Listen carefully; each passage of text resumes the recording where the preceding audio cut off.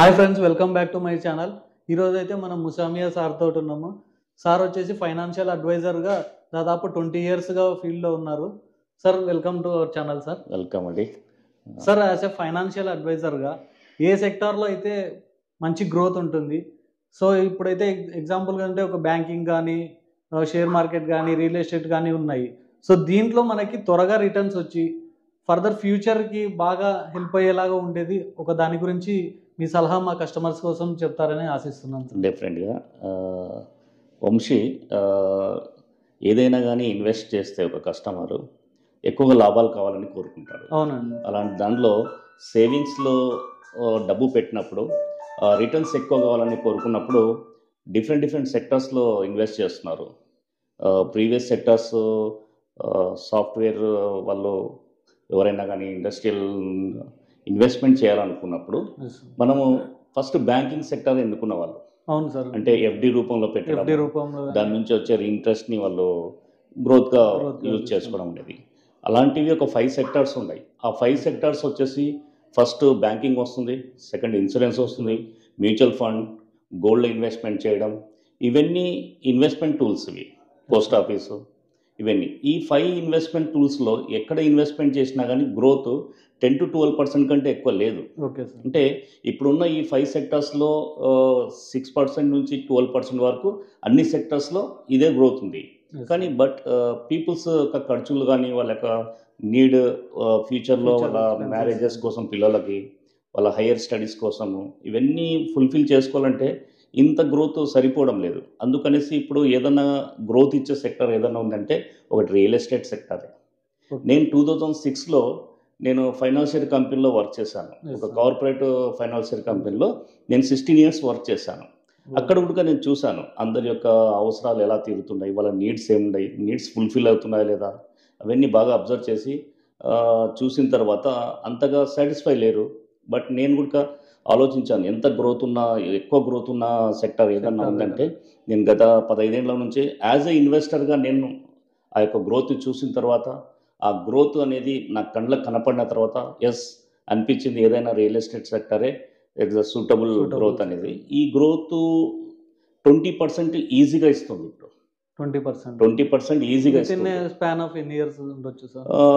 2 to 3 years 20%, ఇంకా long term 5 years అంటే ఇంకా 30 to 40%. Compare to banking sector, అన్ని సెక్టర్స్తో కంపేర్ చేసుకుంటే ఎక్కువ గ్రోత్ ఉన్న సెక్టర్ ఏదైనా real estate sector.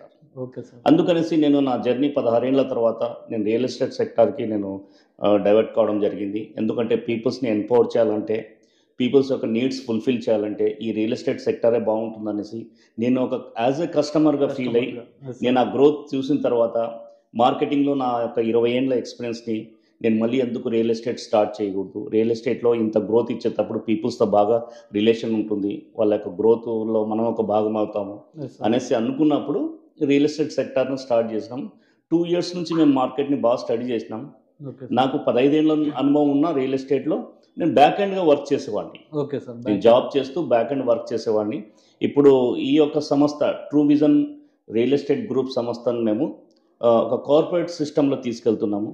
Corporate system అంటే ఇందాక ఇప్పుడు అన్ఆర్గనైజ్డ్ ఉన్నది రియల్ ఎస్టేట్, ఇప్పుడు ఆర్గనైజ్డ్ అయింది. ఆర్గనైజ్డ్ అయిన తర్వాత లీగాలిటీ విషయంలో కానీ, డాక్యుమెంటేషన్ విషయంలో కానీ అన్నిటికీ కేర్ తీసుకుంటూ ప్రతి ఒక్క డిపార్ట్మెంట్ని మనం స్పెషలైజేషన్ చేస్తూ ఆర్గనైజ్డ్ వేలో వాళ్ళకు ఒక ప్రాపర్టీని ఇస్తున్నామంటే ప్రౌడ్గా ఫీల్ అవుతున్నాము.